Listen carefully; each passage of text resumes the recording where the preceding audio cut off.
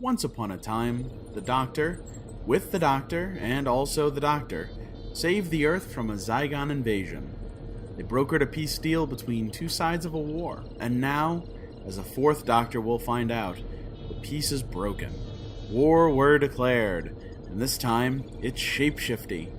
Get ready for our review today in the Vortex. Broadcast amplitude at maximum capacity. Transmitting through time and space in 3, 2, 1.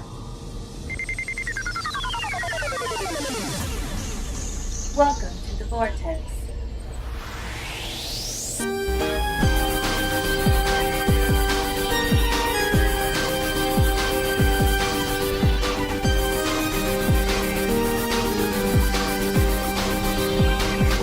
Vortex Reviews, Series 9, Episode 7, The Zygon Invasion.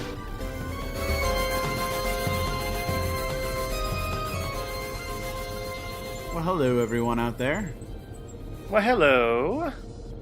Welcome to the Vortex. This is Matt. Yeah, this is Taylor. Or is it? Or is it? Who do you trust? Who do you trust? So we've got a pretty decent thriller episode today to talk about, the Zygon Invasion. Zygon Invasion. Not to be confused with the Zygon Inversion, which will be next week. Next week. Yeah. Or its original title, Inversion of the Zygons. Sounds like they inverted it. Yes. Hey. Yeah, so I for regular listeners of this show, we kind of complained a little bit last week, and that was our opinion. But this week, I'm pleased. I enjoyed this episode, and I'm excited to see part 2, and I feel like it's a big step up from the last week. It's definitely better than last week's. Last week's was a huge letdown at least for me. And this week's, I don't think it rises or elevates itself up to the status of a truly great episode, but it was good. It wasn't terrible. It was mostly enjoyable to watch. So that's this season. That's where I'm taking that and running with it if I can. So. Mostly enjoyable to watch. I didn't want to turn it off 5 minutes into it, and I didn't want to bash my brains out when it was done. So there you go. It's an overall success. Success. I guess. So we have a really it's a now I think it's a story that we've seen a bunch before. You'll probably hear me say that a couple times this podcast, but we're seeing a very typical invasion style story for Doctor Who. Yep. An alien race of some stripe has decided that the Earth is its next conquest. Although we did have a prequel episode for this, the 50th anniversary, which sort of set up this scenario.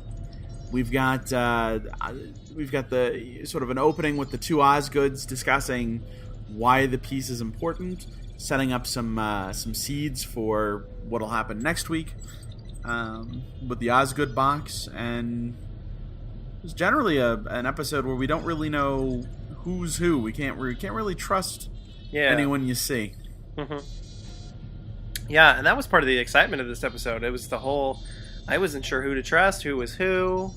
I had a hunch about Clara, and my hunch turned out to be correct, but still it was like, I'm not sure, she seems normal, and this person, I bet you this person, are they a Zygon? The cop in the other town, it was kind of that whole thing. Well, no, okay, she's probably normal, and then no, they switch it around. Oh, she's a Zygon. Well, and for me, the Clara reveal was once they revealed it was obviously. Yeah. It was revealed. I felt like I should have known that all along. So when it was revealed, I was like, oh, okay, Clara. But then I didn't go, wow, that was clever. I didn't think of that one. I should have assumed that all along. Yeah. I definitely pegged the cop the second the cop walked in the door. As soon as she goes, "Are you here with backup?" And I'm like, "Yep, Zygon, right there, boom." Mm-hmm. Anything she said, I didn't trust. Everything that happened, because that for me, that was very obvious. That was why is this one random human still left here when everyone else is supposed to be dead? Clearly. Yeah. I did have my suspicions as the red herring went for the other girl, for the other woman who worked for Unit. Oh, Jack. Yeah, Jack. I assumed that Jack was a Zygon, and I was wrong. That was the, I guess, the twist. But that was they were betting on that. They were betting on people going, I wonder. Right. She's the one we don't know from other Doctor Who episodes, clearly. Well, she was must in be the Zygon. Yeah, she was in Magician's Apprentice. Still could have been a Zygon. Just briefly, it could have been a Zygon. Could have been a Zygon. Yeah. Well, and the Clara thing, it was, my hunch came from like right when after the scene with the boy and his parents, and then she walks out and calls the doctor and continues on with the story. My only thought was, why wouldn't Clara stay and help? Like, why wouldn't she be like, something's wrong here, you know? So that was my only thing, and then I turned out to be like, oh, well, that's why. Right. Because clearly she didn't care anymore. I don't know. It's anytime you do a shapeshifter episode of something, and I'm a huge Marvel Comics fan, and reading the several years ago now, there was a really great story I did like called The Secret Invasion, where the shapeshifting Skrulls had invaded the Earth, and they had taken also, so you didn't know which superheroes were Skrulls and which ones weren't, and it was a who's who and that kind of stuff. And it gets you paranoid, thinking, well, anyone could be a bad guy. Anyone could be, one of the shapeshifters. Anytime you have a story like that, the obvious twist is somebody you aren't supposed to think would be is. Mm-hmm. I put a little bit of money at the beginning of the episode on the fact that maybe the Doctor wasn't the Doctor. Right. That maybe the Doctor was the Zygon, impersonating the Doctor. And the Doctor did some stuff in this episode that for me was very... My problems with Capaldi, it was very out of the ordinary for the Doctor, and that's why I assumed he was a Zygon. Right. To begin with, I don't know what everyone else. I don't know if maybe it was just the way it was written or what, but he didn't seem that offended that Unit was willing to blow up that entire town.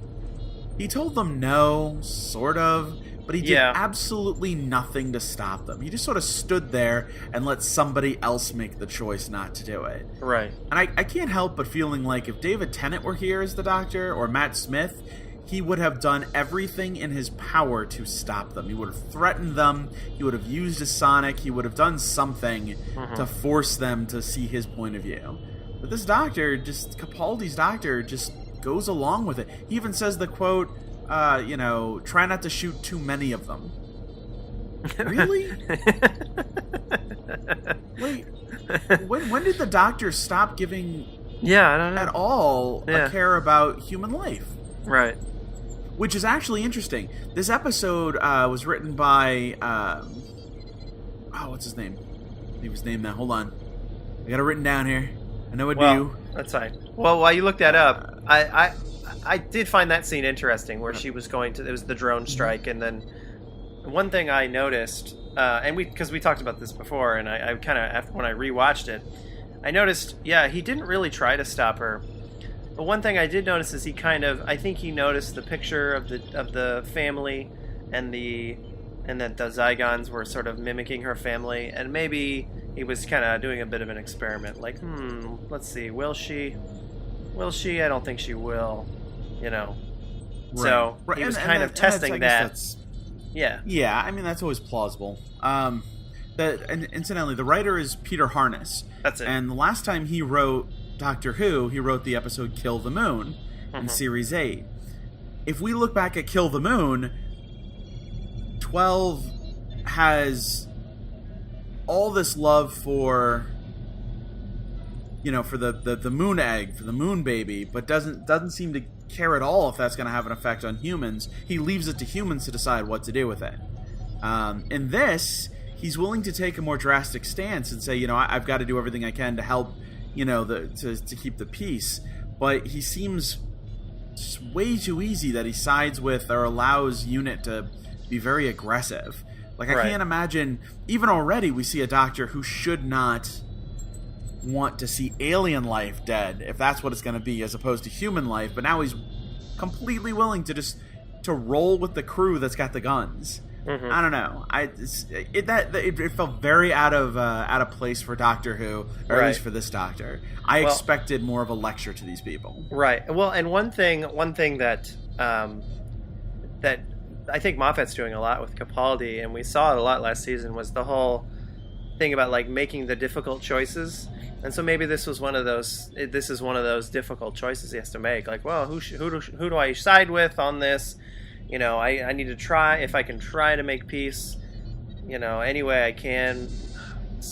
People may have to die, some life, not just humans, or some Zygons may have to die. If I can just stop, this whole war from happening. It's one of those hard decisions that he told Clara about. I have to make these really horrible decisions, but somebody still has to make them. So I think they're really playing with that with Capaldi and the Doctor, and making it a little harder for him, and a not so, clear cut. Well, obviously this is the right thing you should do, and they're trying to make it a little more muddy, I think. Yeah, they're trying to keep the mystery about the Doctor of what you're not supposed to know what he'll do next. Mm-hmm. Sure. All right. Yeah. They're definitely following through with that plan. Yeah. That is what they're doing.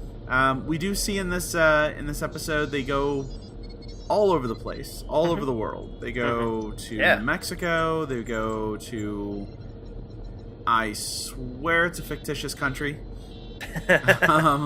And then they're in London. But they do. It's kind of nice to see sort of this international travel again. Yeah. The idea that this is literally a world event, so they go all over the world.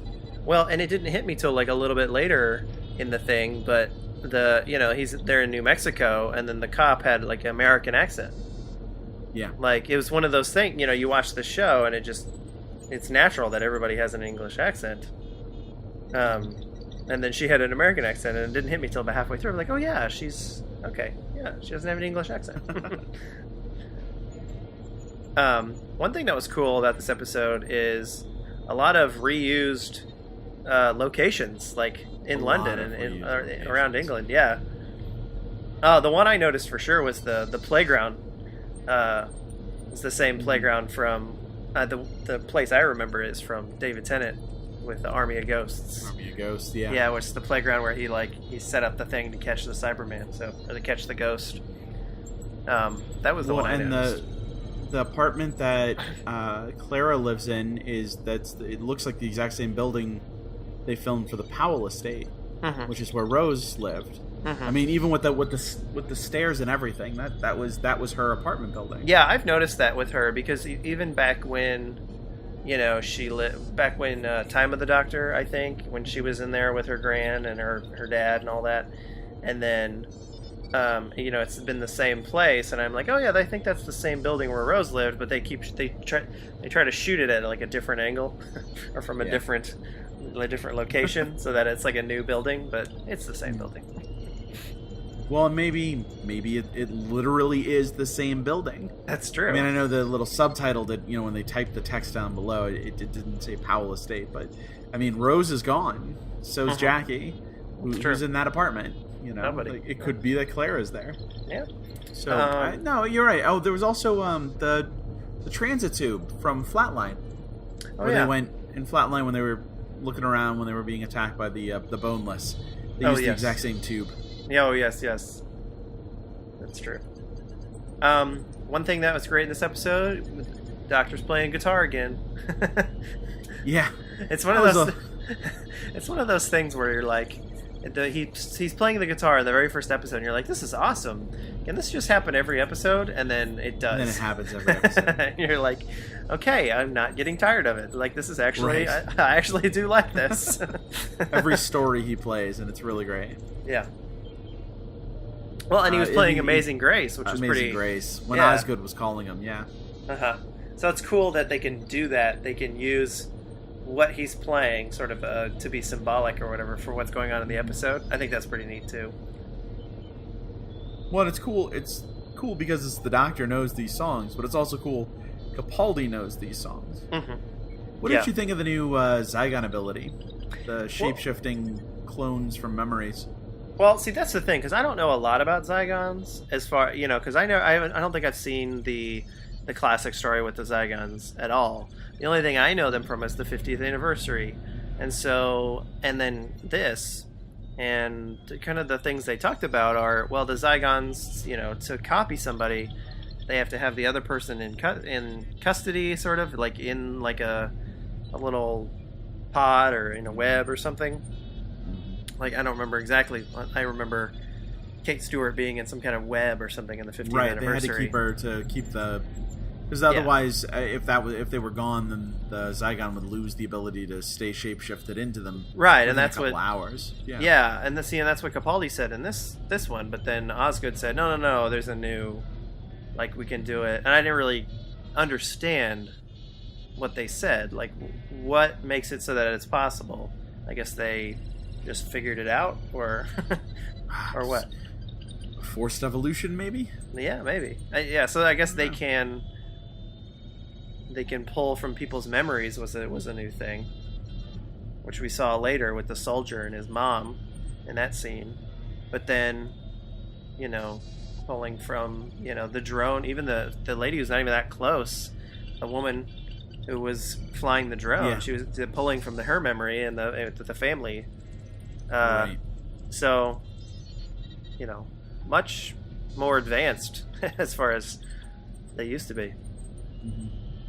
Well, and much more deadly, because really now you can't trust anyone. Yeah. So what do you think is going on with Osgood? I don't know. What's in the Osgood box? There's some Osgood questions to ask. I'm sorry. Well, first of all, this Osgood that's left. Okay, first, all right, let me rewind a little bit. First of all, this is all Missy's fault. Can I just say? Yeah. She just had to go and kill Osgood. Because there was this whole thing about, like, at the beginning, it's like, if one of us dies, that means the truce is broken. I go, oh, well, great. Thanks, Missy.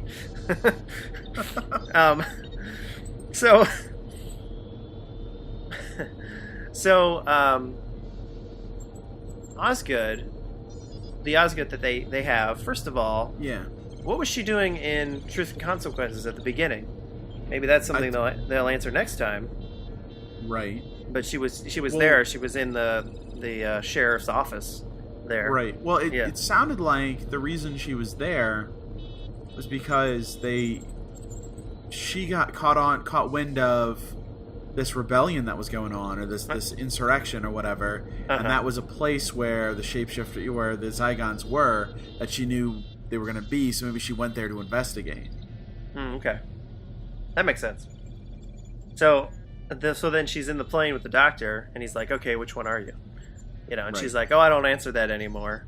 This is this whole idea of she's the Doctor, or she's Zygon and human. Right. Well, really, she's one or the other. There's no way she's both. But she's like, no, I'm both. So then that way, I'm the piece. Right. Which is kind of a neat idea. And that's a very good point, because when we talk about liking answers one way or the other on this kind of stuff, when you have the two Osgoods, maybe it really doesn't matter, because it doesn't have to be that she's human or she's Zygon. She's just Osgood, and that's more important. That Osgood is a person and not defined by the characteristic of human or Zygon or whatever. But what's in the Osgood box? I know what's in the box. I think my guess is that it's that toxin that they talked about. That Kate was talking to Clara, like it was, it would melt all the Zygons from the inside out or whatever. Right. And that because it was given to them by the doctor. And then Kate said that the toxin was last taken by the doctor, taken away. So that's my theory. And I'll go more into it when we get to the promo for next week, because they kind of mentioned some things in there too. So that's what I think. Yeah, it's as good as theory as any. That's good. I had a question. Maybe you can remember. I don't really remember. Sure. So the Zygons are on Earth. They came to Earth because their planet is gone. Did we know? Was there a reason that it, or did I they don't think not? because their planet was gone. They came to Earth to invade it, just to take its resources. Yeah. Well, but why did they allow them to live there? I feel like there was a reason. Maybe their planet was missing. Where would they go? Oh, I don't know. Back home. Right. Well, they were stranded there from the 50th. Oh, okay. You know, they didn't just they didn't come to 2015 or whatever. They went to whatever, the 16th, 17th century or whatever. Uh-huh.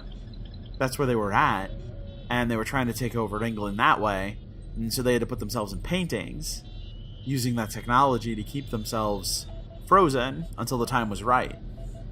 So they've been on Earth for a while. Oh, I see. And so there's probably no ship anymore. There's no way for them to leave. So when the peace was cut, where would they go? One could argue, couldn't the Doctor just put them all in a painting again and freeze them for a moment, and just fly him in his TARDIS over to another planet? I don't know. But at the time, the other 3 doctors that were there had other stuff going down. They were busy. He just didn't go back to deal with it. So right. Yeah. Maybe that's why. That's a good answer. Yeah, I was just. I don't know if they've lost their planet or anything. Well, I was just the whole thing about allowing them to live on Earth. It was like, well, why don't they just go home? Right. If they're invading and their invasion failed, why don't they just go home? But so I was thinking was it lost in the Time War or something, or what? So could be. We get another reference to the hybrid. Yes. Can't let a single episode go by without referencing the hybrid or Clara's death. Just got to keep referencing it. This is true. And the one thing that it's really I think it's really killing it, and it's just a choice that they're making, is killing it in a bad way, not in a good way. Is every time someone says the word hybrid, it cuts to Capaldi, and he's like, oh, what? If they just didn't do that, it would be fine. If it was just a line, then it would not be a big deal. She's like, oh, a hybrid. It's become a knowing wink. Yeah. Yeah, if she just said, I'm like a hybrid, and he's like, very interesting, and then moves on. But no, he's like, what? Let the audience have that reaction. Don't show us Capaldi's reaction. Let us be surprised. Yes. Oh, look, they said Torchwood again. That's so cool. Yeah. As opposed to, and we've talked about this to death, but it's so heavy-handed, these themes. They're shoehorning them in to make absolutely certain that we know this is what they're going to do. This is a part of this season. Yeah. Well, Heaven forbid. And then, subtle. 2 episodes from the end have Capaldi be like, I've heard about hybrids a lot lately. Right.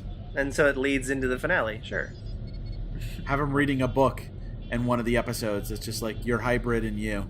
How to buy, how to purchase a clean energy source car or something. Hybrids. He's holding it and reading it to the camera. Hybrids for dummies. Yeah. Hybrids for dummies.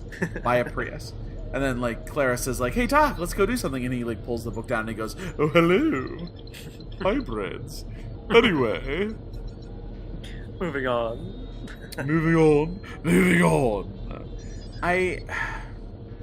It's one of my biggest problems with the season is they desperately want us to keep this stuff in the back of our minds and to keep thinking about it all the time. And there's no subtlety to it.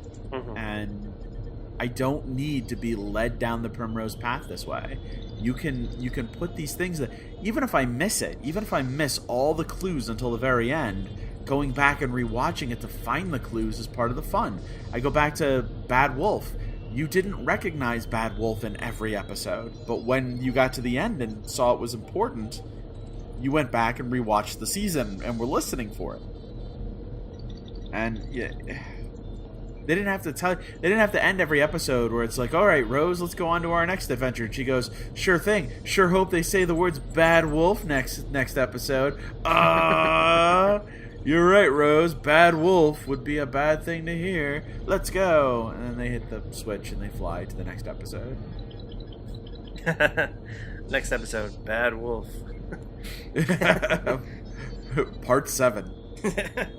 They're all just named. They're all just Bad Wolf. It's basically it's devolved into Pee-wee's Playhouse. Someone says the word of the day, and just every bell goes off, every whistle, streamers and balloons are falling from the ceiling, the camera goes crazy, and everybody goes, ah, what? And it's devolved into that. There's no subtlety. Yeah. All right. That's now. I just want that. Like, I just want that Doctor's to actually Playhouse. happen. Yeah.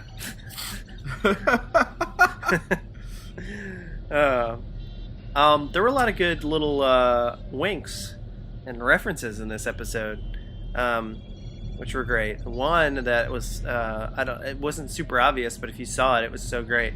Is at the unit safe house. There was this photo of Hartnell, of the first Doctor, which is great. Right. Yeah. Yeah, it was really nice. fun to see. And then, of course, Osgood's outfits. She's got all those. She had the scarf, she had the bow tie, and then the other one had like that 7th Doctor vest, question mark vest. And then Osgood in this episode, she's got the little question marks on the collar. Right. Like I think 5. And the Doctor was wearing question marks too. Yes, question mark on the pants. You just didn't see it. No, you're right. There were a lot of. This was a very 70s style episode. Yeah, which was nice. And one thing it's I always thought nice when Unit shows back up. Yeah, that's good too. I like Unit. One thing I thought was kind of funny is there was that graffiti that was kind of all over the place of the. I don't know if it was you just call it the Zygon graffiti or whatever. But that's sort of like weird little shape. I thought that was funny. It was like, now there's more graffiti for Whovians to like put everywhere, They already write Bad Wolf on places, or put like draw a crack on something. Right. Now you can put that little symbol all around the place. Well, and it's, the symbol, it's because Zygons have 3 fingers. Mm-hmm.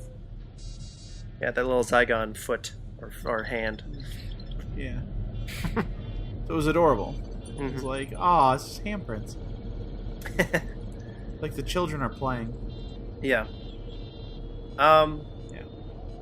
What did you think about that scene with the soldier and his mom? I thought that was like super dark. Yeah, well, so for a scene in Doctor Who, you're right, that was very dark, and we all knew he wasn't going to shoot because this is still a children's program. Right. The second he asked her a question that only she would know, and she refused to answer it, was the moment I knew they were Zygons. Mm-hmm. It's completely possible they could have kidnapped family members. It's possible.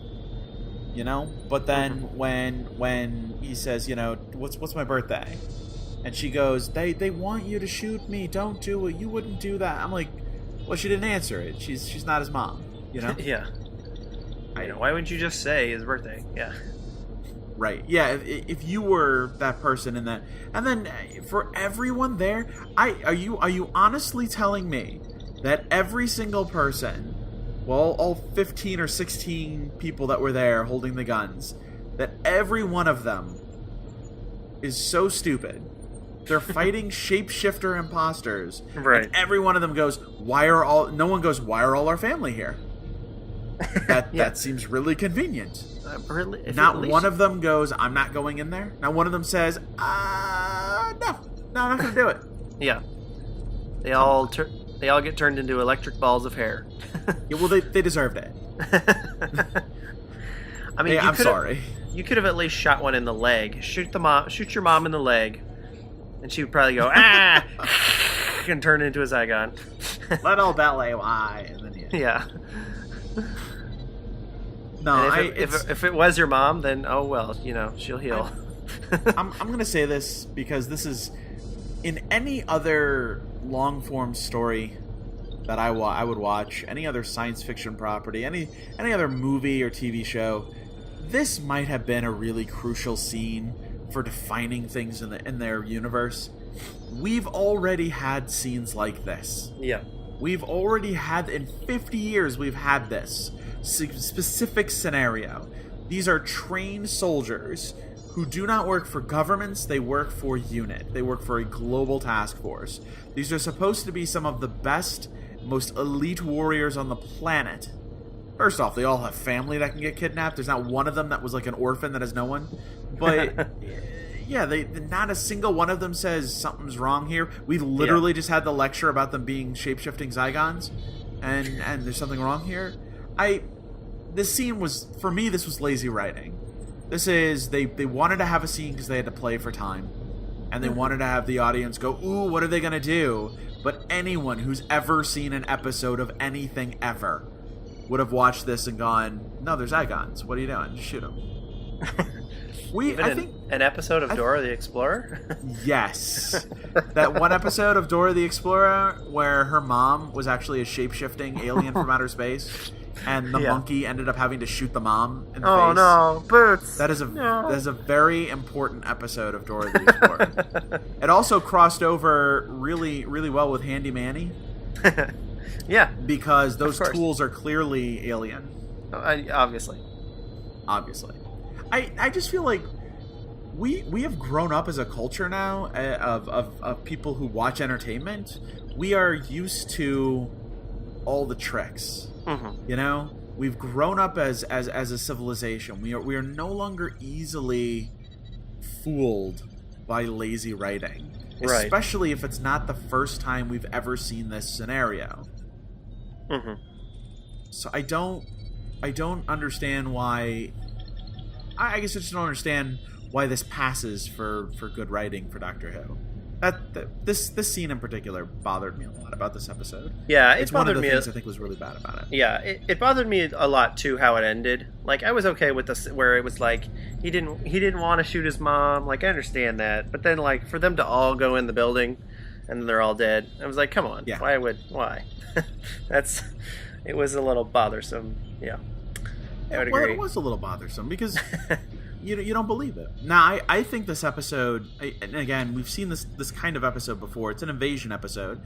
I draw a lot of parallels of this episode with Season 4's Sontaran Stratagem.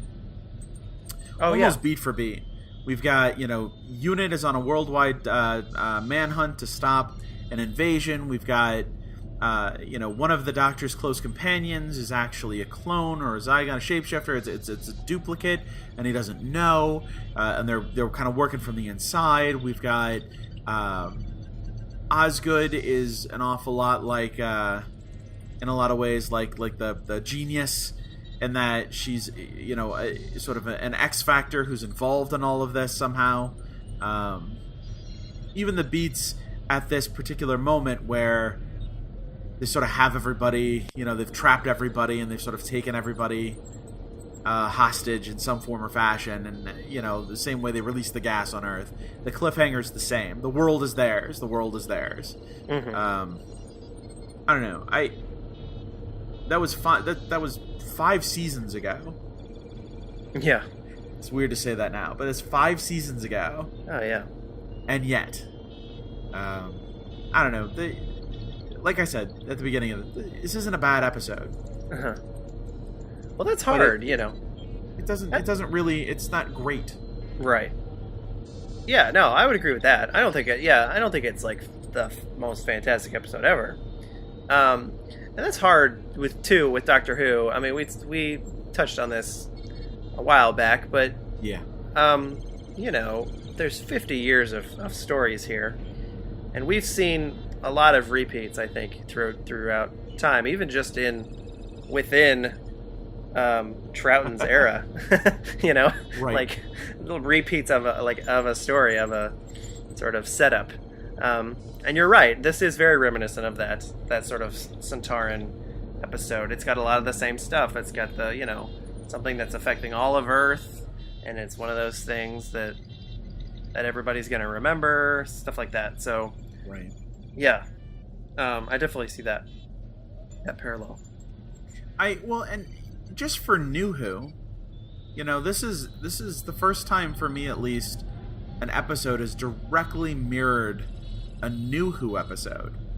Like, yes, 50 years, you've got the whole classic Who, but just in the last 9 years or 10 years since Doctor Who came back, we haven't seen a lot of duplication of those kinds of stories. We've seen similar themes, but the stories have been different enough. There's been twists in them that we hadn't seen before.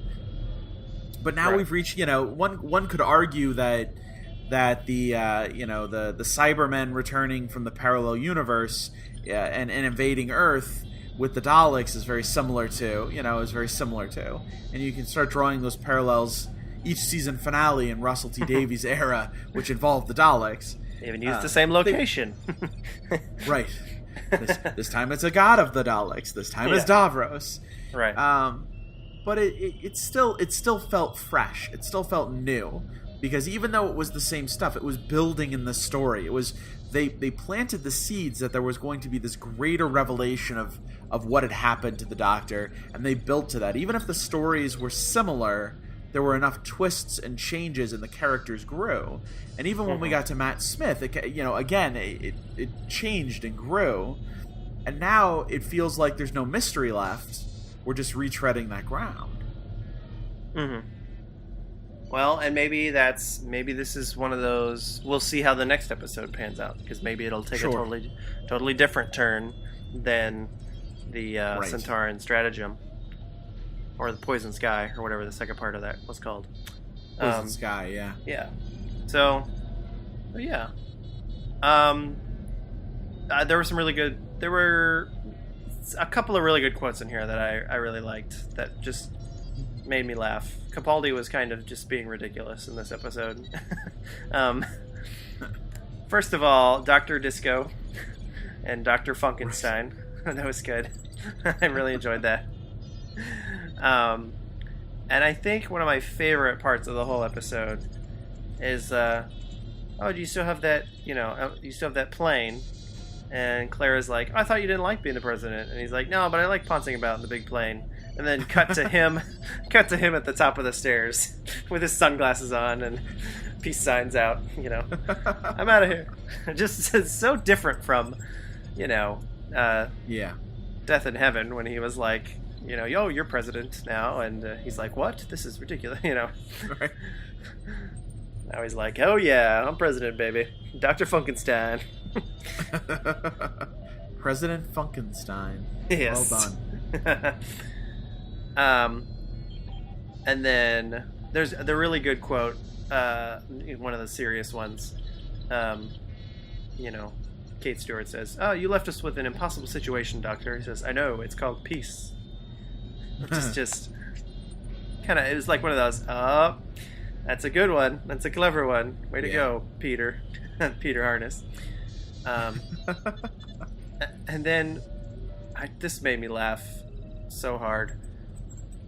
He gets down into the bunker and he rescues Osgood, and then all of a sudden a Zygon shows up behind them, and just Capaldi's like, "Oh, hello." It's just like the way he greets the Zygon cracks me up. It was like such a Matt Smith thing, or even David Tennant, like, "Oh, hello," you're one of the bad guys. Well, he's finally seeing him for the first time. He greets him with enthusiasm. Yes. Well, final thoughts, Matt?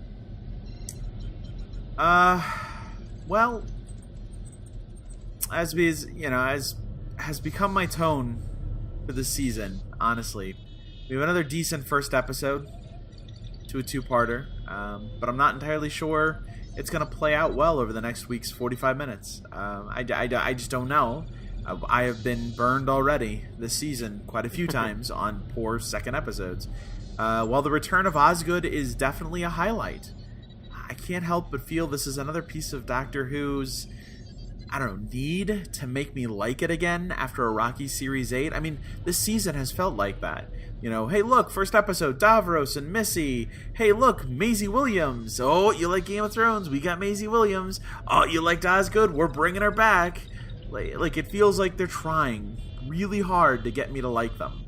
And it might be a case of too little too late on the side of Moffat for trying to win back an audience, which has openly criticized him for a poorly introduced 12th Doctor. It interests me at how inconsistent Capaldi's Doctor is about aliens, especially considering the dynamically opposite point of view that 12 had from the same writer. Peter Harness wrote Kill the Moon for Series 8 before he wrote this story, and in Kill the Moon, the Doctor was completely ambivalent to the fate of mankind by the Moon Egg creature. In fact, he went as far as to care more for the Moon Egg creature than he did humans, leaving it up to humans to decide what to do, but supporting the creature. But in this tale, he's more than happy to follow UNIT as they prepare to bomb and destroy some Zygons, who he claims are simply scared for their own existence. He did tell them that. I can't help but feel that if Tennant were here or Smith were here, he would not have put up with UNIT. This episode had similarities to Sontaran's stratagem, so it felt rehashed. It didn't feel new, and the twist of a copycat Clara completely failed to impress me once it happened. I cannot say that this was anything new for Doctor Who. We've seen this tale before. It's an episode which doesn't disappoint on the action or the mystery, but it doesn't exactly win me over. So, yeah, I was very pleased this week, just coming off of last week's not so great episode. But this is sci-fi action adventure. Last week was that was, I don't know what that was, but this is sci-fi action adventure. I was intrigued, I was excited all throughout the episode. I was on the edge of my seat. I'm very excited to see what happens next. And so, in my opinion, the fate of Part 2 rests on how, usually with these two-parters, it usually rests on how interested I am in the story. So, for example, like, with the gangers in Season 6, by the end of the first part of that, I wasn't really interested in it. So then, it's like, oh, now I gotta watch a whole other second part of this? Great. Right. But I don't feel the same with this one. I feel like, that, there's so much going on, so much to think about, that, I don't mind that the story is more in depth than just 45 minutes. So, I love the Zygons. They're cool. I love Osgood. Glad she's back. Evil Clara, or Bonnie, as her name is great. And, and again, Capaldi has failed to disappoint me this season. He's been really great. Sure. So here's hoping Part 2 is greater than or equal to this episode. Calculating.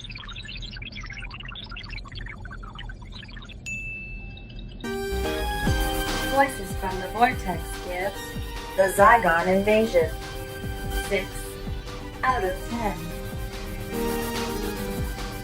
So this particular episode did not come with a promo. We got the promo during the week. So we looked online, and yeah.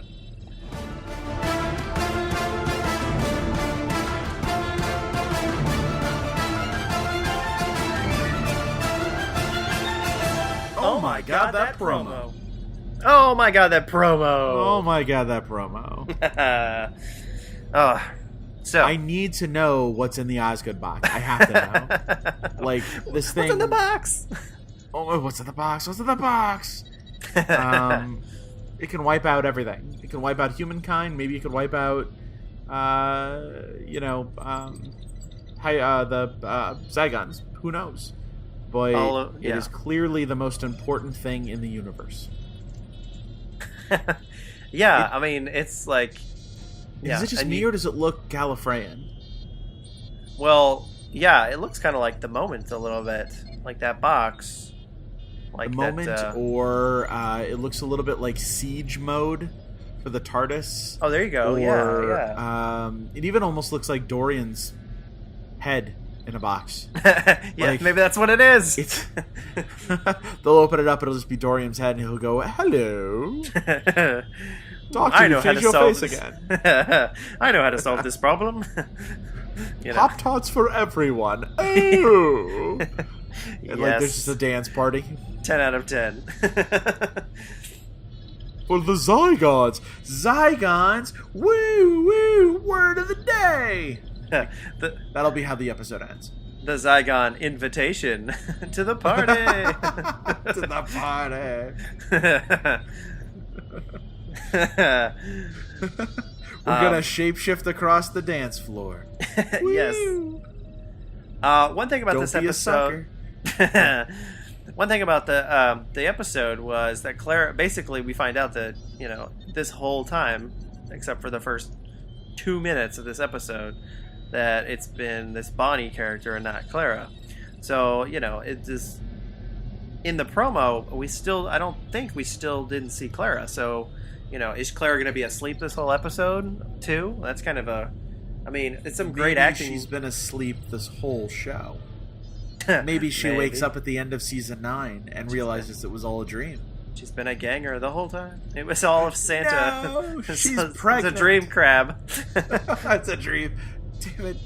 I hate that stuff, man. Because you can never trust that any of it's real. All right. Maybe she's asleep. Yeah. Well, it's Moffat good. has said that you're going to see her, and she is in the episode, but it's not what you think. So I don't know. Maybe she's going to talk to Bonnie through a psychic link or something. Maybe she's going to. Okay. Yeah. So maybe she'll she'll be a hologram or something. Maybe the doctor will save her, and then she'll help. But yeah, or great like the acting. Maisie Williams episode, she'll just show up at the end, the last minute. There you go. What took you so long? What took you so long, young girl? All right, guys, that's our review. That's it. Thanks for joining us. We'll see you back here next week for the Zygon inversion. And remember, when in doubt, just let Zygons be Zygons. Wah, wah, wah. Bye, guys. Good night, everybody. This has been another Voices from the Vortex review, Series 9, starring Matthew Whitecamp as Matt, the Time Lord, Taylor Davidson as Taylor, the Time Lord, and Danielle Davidson as the sexy voice of the TARDIS. All views expressed are the opinions of the two dudes from Gallifrey, and as such, should be taken extremely seriously. Follow Voices from the Vortex on all social media, including Facebook, Tumblr, and Twitter. If you have any questions regarding the podcast, please email us at voicesfromthevortex@gmail.com. Doctor Who and all related materials is copyright BBC. No infringement of copyright is intended. All originally written material is fan fiction of a satirical nature. Please, Mr. Moffat, don't sue. See you next time in the Vortex!